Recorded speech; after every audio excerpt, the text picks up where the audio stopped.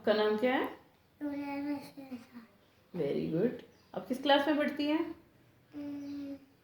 Nursery. Nursery में। और किस स्कूल में पढ़ते हो? Prolific Cambridge school. Very good.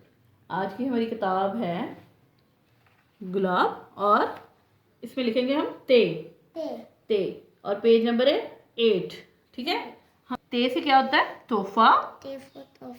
ते से ताला। ते से तितली। ते से तरबूज भी होता है। ठीक है ना।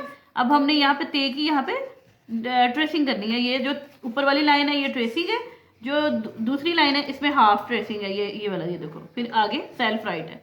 फिर पूरा ते खुद बनाना है। ते को ऊपर रखते होते हैं, ये लाइन के ऊपर ऊपर, लाइन से नीचे ना जाए। ठीक है। और ते के अंदर 2 नुक्ते होते हैं। कितने नुक्ते होते हैं? 2 नुक्ते। ठीक है। तो ये ते पूरा आपने बनाना। ये इस पेज को पूरे को, ये आज का काम है आपका।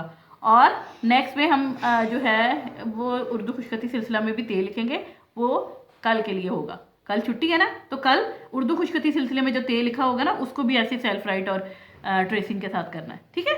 चलो।